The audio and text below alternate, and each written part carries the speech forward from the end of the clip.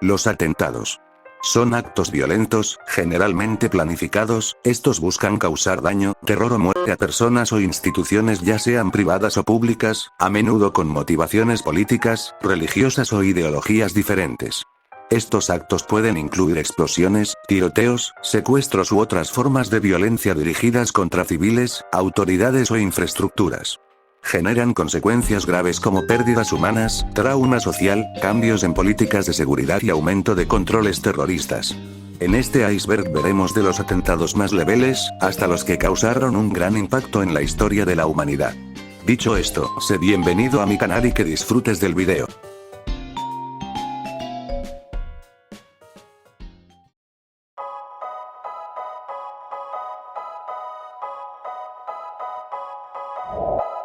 El 25 de diciembre de 2009, cuando Umar Farouk, un extremista vinculado a Al-Qaeda, trató de hacer estallar el vuelo comercial 253 de Northwest Airlines de Ámsterdam a Detroit con explosivos escondidos en su ropa interior. La bomba, compuesta de pentaeritritol tetranitrato, es un poderoso explosivo de alto ardón, ampliamente usado en prácticas militares e industriales. Incluso este explosivo es 1.7 veces más poderosa que la TNT.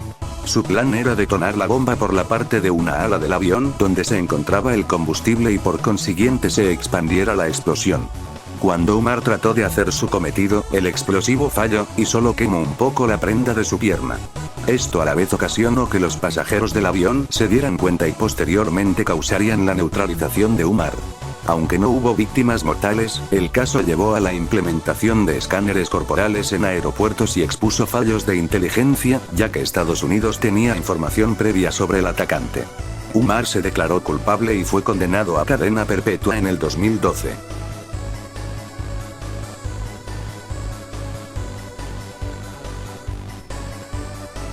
El atentado de Times Square ocurrió el 1 de mayo de 2010, cuando Faisal Shahzad, un ciudadano pakistaní estadounidense, vinculado a los talibanes pakistaníes, intentó detonar un coche bomba en pleno corazón de Nueva York. Faisal estacionó un Nissan Pathfinder cargado con gasolina, fertilizantes, bombonas de gas y fuegos artificiales. Sin embargo, el auto no explotó correctamente debido a un fallo en su plan. El fertilizante que usó no era el adecuado para explosivos. Un vendedor ambulante vio humo y alertó a la policía, que evacuó la zona y posteriormente desactivó la bomba. Según él, su objetivo era matar civiles y causar caos en uno de los lugares más simbólicos de Estados Unidos. Faisal había recibido entrenamiento en Pakistán y actuó en solitario, pero con apoyo ideológico de los talibanes. Faisal fue arrestado 48 horas después cuando intentaba escapar del país. Su condena fue la cadena perpetua en 2010. Y por este acontecimiento se reforzó mucho más la seguridad en lugares turísticos de Estados Unidos. Aunque nadie resultó herido, el ataque reveló la amenaza de los lobos solitarios y la vulnerabilidad de espacios públicos. Hoy en día Times Square tiene barreras anti-explosivos y más vigilancia.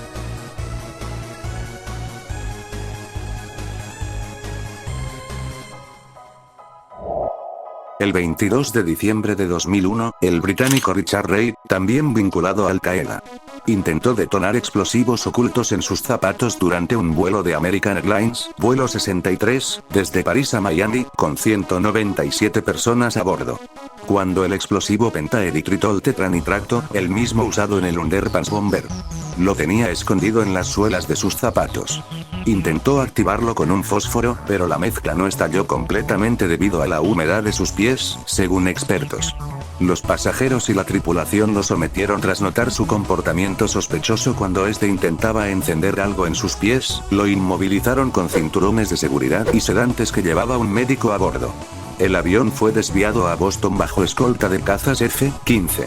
Richard, un británico convertido al Islam radical en prisión, reclutado por Al-Qaeda en Afganistán, intentó atacar suelo estadounidense siguiendo órdenes de Osama Bin Laden, aunque falló. Cambió para siempre los protocolos del vuelo. Desde entonces, los pasajeros deben quitarse los zapatos en los controles de los aeropuertos. Richard fue sentenciado a cadena perpetua en una prisión de máxima seguridad.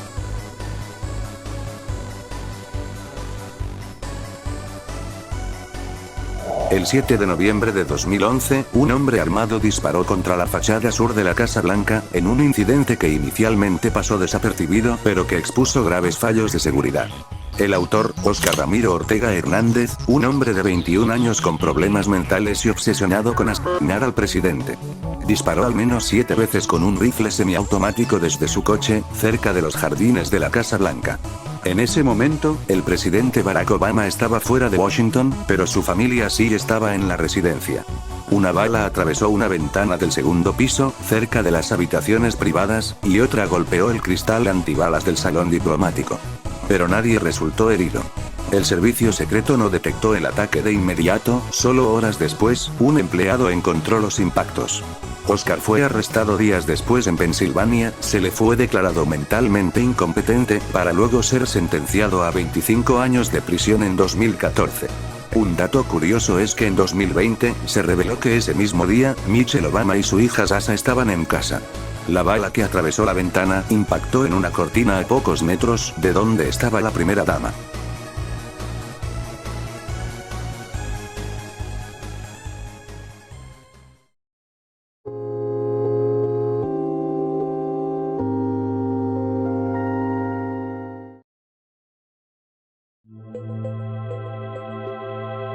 El presidente de Venezuela Nicolás Maduro, presenciaría lo que fue un intento de acabar con su vida, ocurrió el 4 de agosto de 2018 en Caracas, durante un acto público en conmemoración del 81º aniversario de la Guardia Nacional Bolivariana.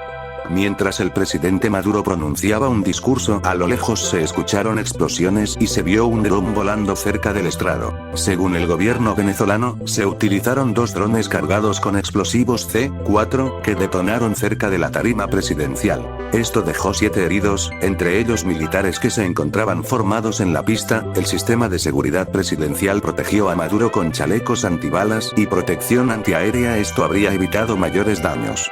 El régimen acusó a unos cuantos sospechosos, entre ellos estaban Óscar Pérez, Julio Borges, Juan Requesens. También señalaron a países como Colombia y Estados Unidos como supuestos instigadores. Sin embargo, no se presentaron pruebas concluyentes, y la oposición venezolana denunció que el atentado pudo ser un montaje para justificar una mayor represión política. Ante estos, Estados Unidos y otros países mostraron escepticismo sobre la versión oficial. Colombia negó cualquier vinculación. Las organizaciones de derechos humanos cuestionaron las detenciones arbitrarias posteriores. Hasta hoy, el caso sigue siendo controvertido, con versiones contradictorias y sin una investigación independiente que aclare lo sucedido.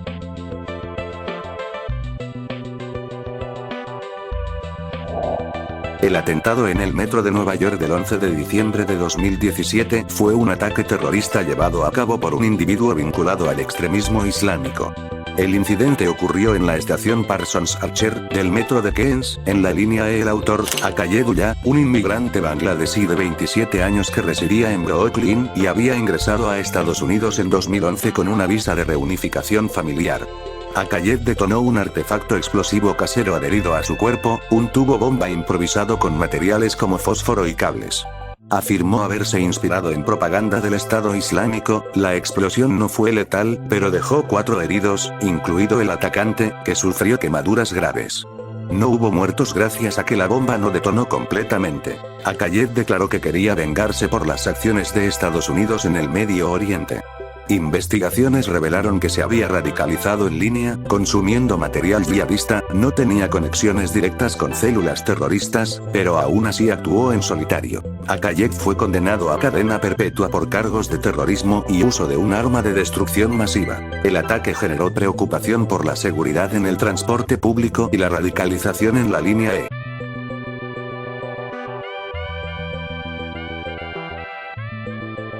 El atentado del metro de Madrid, también conocido como la matanza de la T4, ocurrió el 3 de marzo de 2023 en el Terminal 4 del aeropuerto Adolfo Suárez Madrid-Barajas, y no en el metro, como a veces se menciona erróneamente. Fue un ataque terrorista islamista que dejó 5 víctimas y conmocionó a España. Por la zona de una iglesia, alrededor de las 15:30 de la tarde, un hombre de origen marroquí, identificado como Yassin Kanja de 25 años de edad, actuó en solitario, utilizando un machete para atacar a personas al azar. Hubieron 4 heridos, entre ellos un policía y la última víctima, un empleado de seguridad. Lamentablemente no corrió con la misma suerte que los otros 4 y Yassin acabó con su vida. Las autoridades llegaron al lugar y al presenciar el ataque abatieron a Yassin. Se investigaron posibles vínculos con el terrorismo yihadista, aunque el agresor no tenía antecedentes conocidos. El gobierno español condenó el ataque y lo calificó como terrorismo islamista. También se reforzó la seguridad en aeropuertos y lugares públicos. Este atentado recordó otros ataques en Europa cometidos por lobos solitarios inspirados por el yihadismo, como los de Barcelona 2017 o Niza 2016.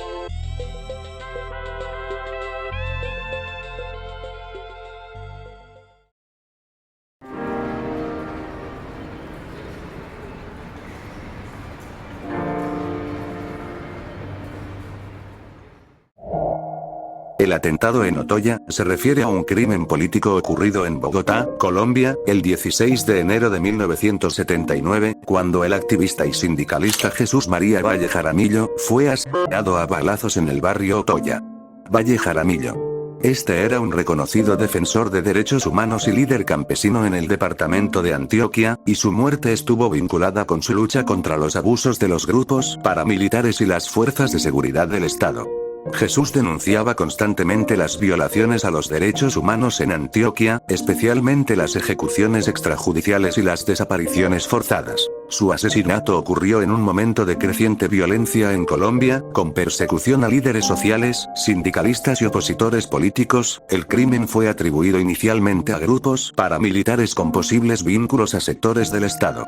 El caso quedó en la impunidad durante años, pero en 1998, el entonces fiscal Alfonso Valdivieso reabrió la investigación. En 2016, la Jurisdicción Especial para la Paz incluyó el caso dentro de los crímenes investigados en el marco del conflicto armado colombiano. En 2020, el ex jefe paramilitar Hernán Giraldo Serna confesó ante la JEP su participación en el crimen, señalando que fue ordenado por poderosos sectores políticos y económicos de Antioquia. Valle Jaramillo se convirtió en un símbolo de la lucha por los derechos humanos en Colombia y su caso es recordado como uno de los muchos crímenes del Estado que quedaron en la impunidad durante décadas. Compromiso serio del gobernador de Antioquia con los derechos humanos consagrados en la Constitución de 1991 y no hay un compromiso serio de sus asesores.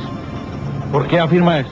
Lo afirmo porque uno pide protección, porque uno denuncia ante él casos, porque uno va a las comisiones de seguridad.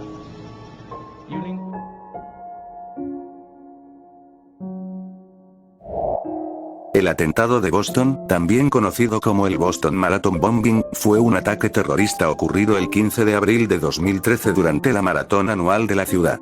El ataque dejó 3 fallecidos, incluyendo un niño de tan solo 8 años, y más de 260 heridos, muchos de ellos con amputaciones debido a la fuerte explosión y onda expansiva. 2 bombas caseras dispositivos de presión con shrapnel explotaron cerca de la línea de meta, con 12 segundos de diferencia en Boylston Street, en pleno centro de Boston, lleno de espectadores.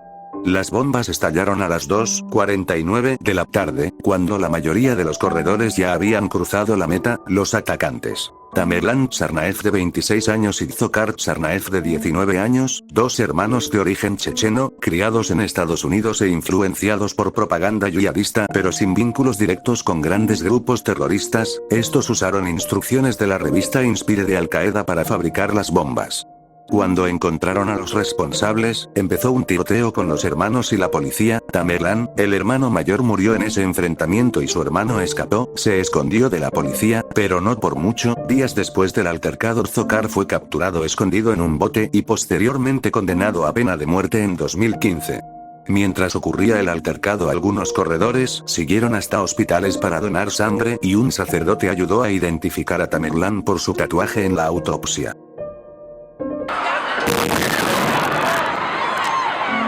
Los artefactos detonaron 2 horas después de que el ganador cruzara la línea de meta. Los más de 5.700 corredores aún no habían acabado. Tras análisis.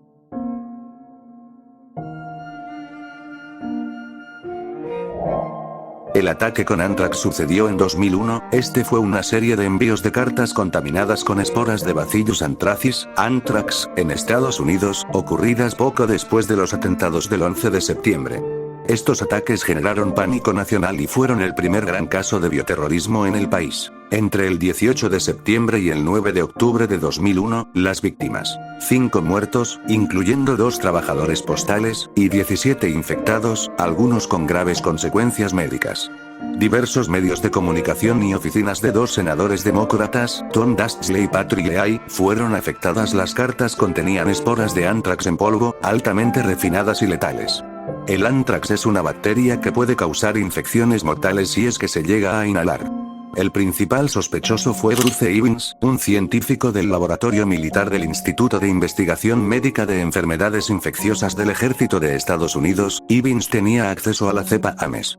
Y también evidencia psicológica y circunstancial lo vinculaba a los envíos de las cartas. Se suicidó en 2008 antes de ser formalmente acusado. Inicialmente las autoridades sospecharon de Stephen Apfel, otro científico, pero fue exonerado y recibió una indemnización. En ese tiempo muchas personas temían abrir el correo por miedo al virus. Se reforzó de la seguridad biológica y también se mejoraron los protocolos contra el bioterrorismo. Se cree que Evans actuó por problemas psicológicos o para llamar la atención sobre la amenaza del anthrax, pero solo son suposiciones. Nunca hubo un juicio, por lo que el caso sigue siendo parcialmente misterioso.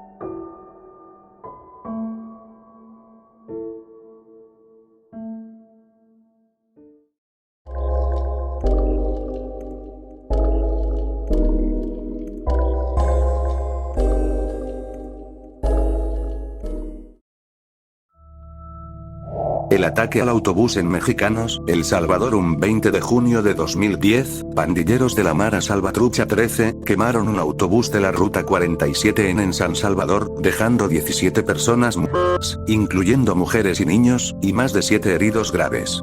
Este fue uno de los ataques más brutales contra el transporte público en la historia de El Salvador.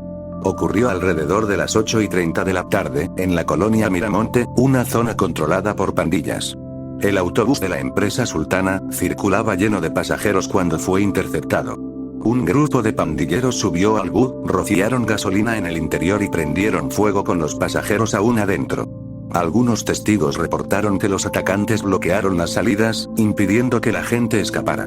Es decir que si te quedabas adentro del bus, morías calcinado, y si intentabas escapar, abrían fuego contra ti.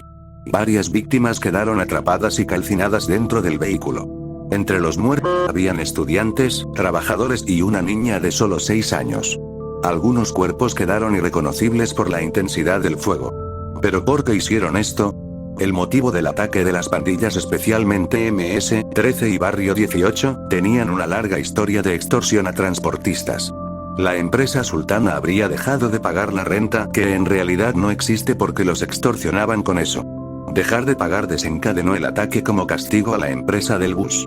También se cree que fue una represalia por operativos policiales contra las maras en la zona, pero no se confirmó nada. El ataque generó una indignación masiva y protestas contra la violencia pandilleril. El entonces presidente Mauricio Funes le declaró la guerra a las pandillas, pero sin resultados inmediatos. Más bien esta declaración inició que más pandillas asesinan choferes y continuarán con sus extorsiones. Solo pudo parar todo esto cuando Nayib Bukele asumió la presidencia. Y en realidad de todo el país. Pandilleros incendiaron un microbús con sus pasajeros adentro.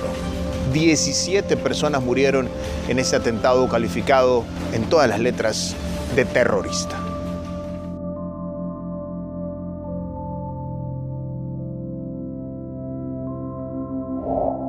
El atentado en Niza ocurrió el 14 de julio de 2016, durante las celebraciones del Día de la Bastilla, fiesta nacional de Francia. Un hombre condujo un camión que había alquilado 3 días antes del suceso. Este lo conducía a alta velocidad contra la multitud que se encontraba en el Paseo de los Ingleses, dejando un saldo de 86 personas muertas y más de 400 heridos. El atacante fue identificado como Mohamed Laouaye Boulel, un tunecino residente en Francia. Este usaba el camión de gran tamaño para atropellar deliberadamente a la multitud durante unos 2 kilómetros, mientras disparaba con un arma falsa antes de ser abatido por la policía y posteriormente morir por los disparos recibidos.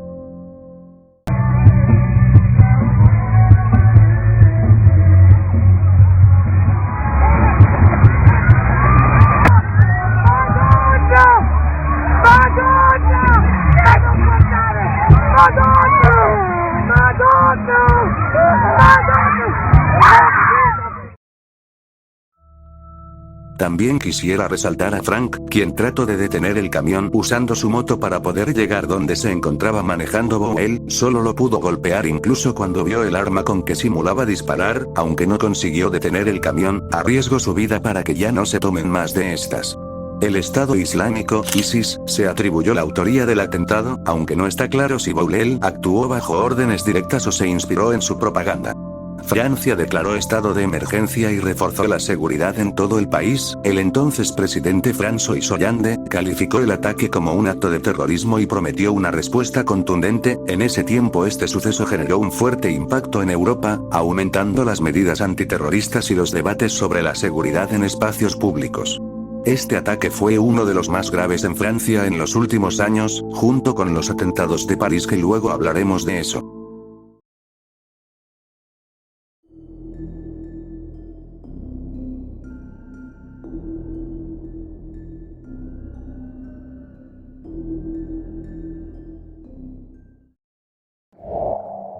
El 18 de julio de 1994, a las 9:53 de la mañana, un coche bomba explotó al frente del edificio de la AMIA, Asociación Mutual Israelita Argentina, ubicado en la calle Pasteur 633 en el barrio de Once, Buenos Aires.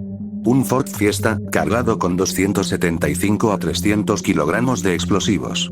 Según autoridades se podría tratar de nitrato de amonio y combustible. Este fue detonado contra el edificio, causando casi la totalidad de su destrucción, y por consiguiente la muerte de 85 personas y más de 300 heridos. La mayoría de las víctimas eran civiles, incluyendo empleados de la AMIA, transeúntes y residentes de edificios aledaños. También murieron personas en una escuela y una guardería cercana. La justicia argentina y diversas investigaciones internacionales señalan que el atentado fue ejecutado por la organización terrorista Hezbollah, bajo órdenes de Irán. Se cree que el ataque fue en represalia por la decisión de Argentina, bajo el gobierno de Carlos Menem, tras suspender un acuerdo nuclear con Irán en los años previos.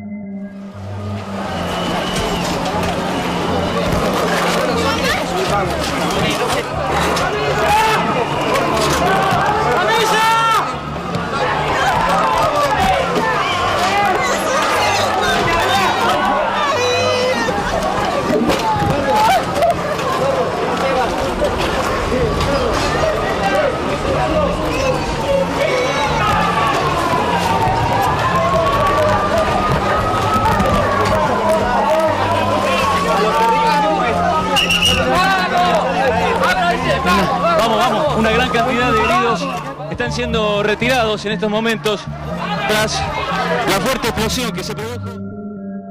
Un presunto suicida libanés llamado Ibrahim Hussein Berro fue identificado por la inteligencia como el posible conductor del coche bomba, aunque esto ha sido cuestionado.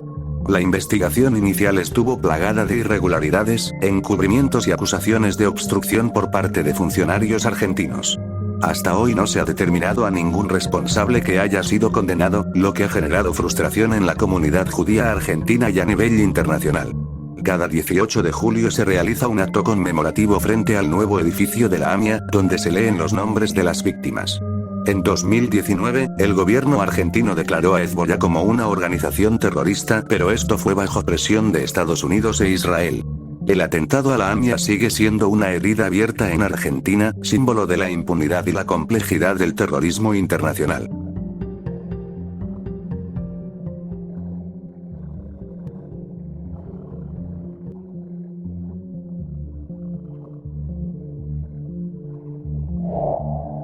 Los ataques terroristas en París han sido varios a lo largo de los años, pero los más graves y conocidos ocurrieron por 2015 y 2016, el primero, ataques de noviembre de 2015.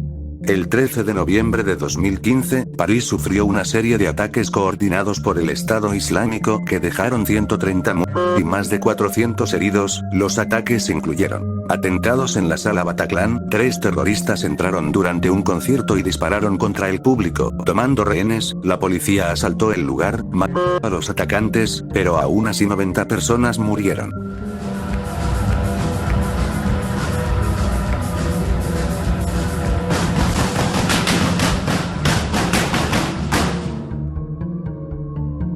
Los atentados suicidas cerca del Estadio de Francia. 3 explosiones ocurrieron durante un partido de fútbol entre Francia y Alemania, y varios disparos en restaurantes y bares en los distritos 10 y 11 de París. Mats Hummels. Opa, estourou rojão, hein?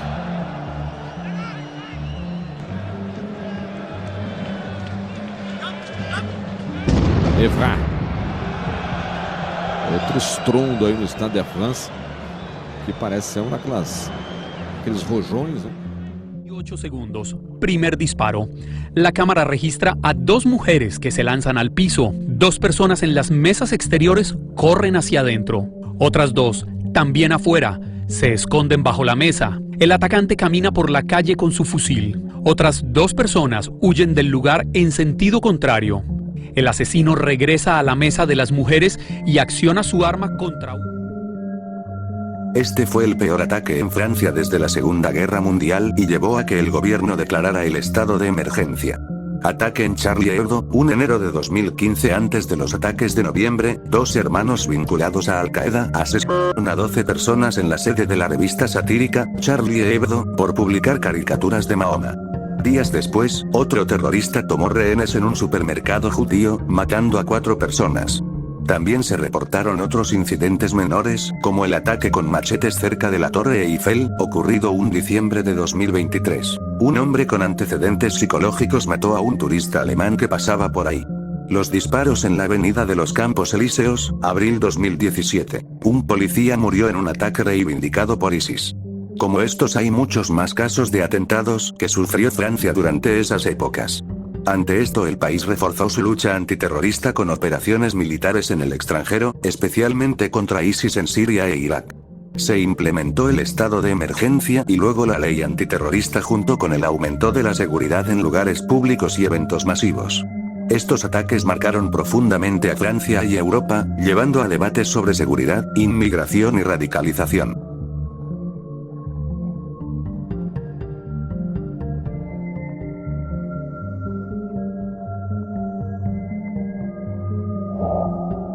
El atentado de Bali en 2002 fue un evento complejo y bien coordinado que dejó un impacto profundo en Indonesia y el mundo entero. La primera explosión en Padispa, un terrorista suicida, Iqbal, detonó un chaleco explosivo dentro de este bar frecuentado por turistas extranjeros. La explosión causó pánico y llevó a la gente a huir hacia la calle, donde ocurrió el segundo ataque. Un coche bomba, un Mitsubishi L300 cargado con 1 tonelada de explosivos, incluyendo TNT y clorato de potasio, estalló frente al club. Esta bomba fue mucho más poderosa, destruyendo edificios en un radio de 100 metros y dejando un cráter de 1 metro de profundidad. El tercer objetivo. Una bomba más pequeña explotó cerca, pero no causó víctimas. Se cree que era una distracción o un intento fallido de ataque simultáneo, aunque no se haya confirmado nada. Según los atacantes, sus objetivos eran los turistas occidentales, especialmente australianos y estadounidenses, como símbolo de la influencia corruptora del occidente. Los perpetradores Ambalir Ridwan y Samudin, cerebro operativo y enlace entre GI y Al-Qaeda, capturado en Tailandia, 2003, y entregado a Estados Unidos. Imam Samudra y Amrozi Nurasim, planificadores locales, estos fueron ejecutados en 2008 por sus delitos. Y el último. Ali Imran participó en la fabricación de las bombas y por esto fue condenado a cadena perpetua por cooperar con los atacantes. En todos ellos Ali fue el único que mostró arrepentimiento. La reacción de Indonesia. Inicialmente negó la presencia de terrorismo islámico, pero luego arrestó a más de 200 sospechosos y creó una unidad antiterroristas con apoyo de Australia y Estados Unidos. Increíble. Llevamos pasaporte, llevamos dinero, tarjetas de crédito y billetes de avión. Pues, Venga, vámonos, que espera, deja de grabar. aquí, vámonos. Sí, yo me voy, vámonos a la playa, venga. Desde aquí se ve lejos, tío. Menos mal. De verdad, o sea, hemos vuelto a nacer. Hemos vuelto a nacer. No lo sabemos aún.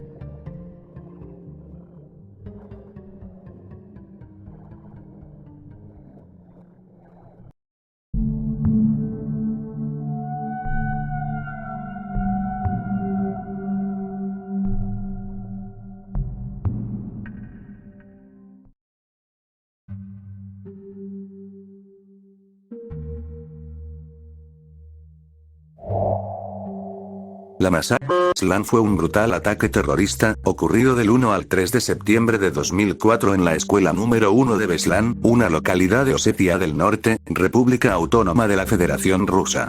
El suceso es considerado uno de los actos terroristas más sangrientos y brutales en la historia de la humanidad. El ataque estuvo relacionado con el conflicto en Chechenia, donde grupos separatistas e islamistas llevaban años enfrentándose contra el gobierno ruso. Los atacantes pertenecían a un grupo terrorista vinculado a los insurgentes chechenos, liderados por el comandante Shamil Basayev. En la escuela número 1 de Beslan, donde se celebraba el acto de inicio del año escolar, Día del Conocimiento, unos secuestradores y un grupo de aproximadamente 32 terroristas, en su mayoría chechenos e inguses, tomó como rehenes a más de 1100 personas, entre aquellas estaban niños, padres y maestros. Los terroristas exigían la independencia de Chechenia y la retirada de las tropas rusas de la región. Los rehenes fueron encerrados en el gimnasio de la escuela, en condiciones inhumanas, sin agua, comida ni ventilación. Los terroristas colocaron explosivos por todo el lugar y amenazaron con acabar con la vida de los niños si sus demandas no eran atendidas.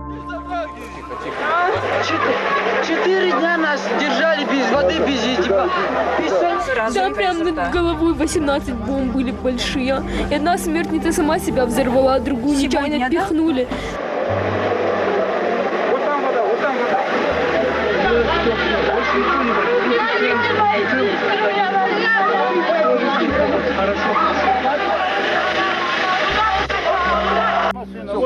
Там с мамой, с мамой.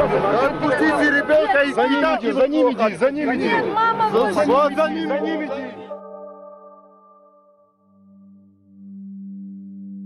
El 3 de septiembre, tras 3 días de tensión, las fuerzas de seguridad rusas decidieron asaltar el edificio.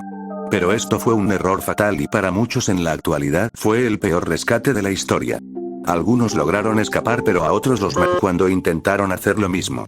El operativo fue caótico y terminó en un sangriento tiroteo y explosiones, que causaron la muerte de 334 personas, entre ellas los 186 niños que habían sido retenidos y los demás serían los padres y maestros. Más de 700 personas resultaron con fatales heridas. El gobierno ruso, liderado por Vladimir Putin, fue criticado por su manejo de la crisis, hubo acusaciones de que las autoridades usaron la fuerza bruta excesiva, incluyendo lanzallamas y tanques, lo que pudo aumentar el número de víctimas indirectamente. Los terroristas no fueron juzgados, ya que casi todos murieron durante el asalto. El ataque generó un fuerte impacto en la sociedad rusa y endureció las políticas antiterroristas del Kremlin. Hoy en día, Beslan tiene varios monumentos en honor a las víctimas, y cada año se realizan ceremonias de conmemoración.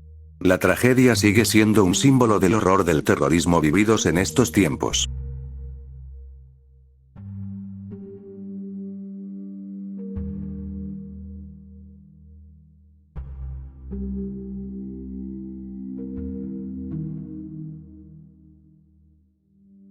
Y cómo no. Para muchos, incluyéndome, uno de los peores atentados en la historia de la humanidad. Este caso es demasiado extenso, pero trataré de resumirlo cronológicamente.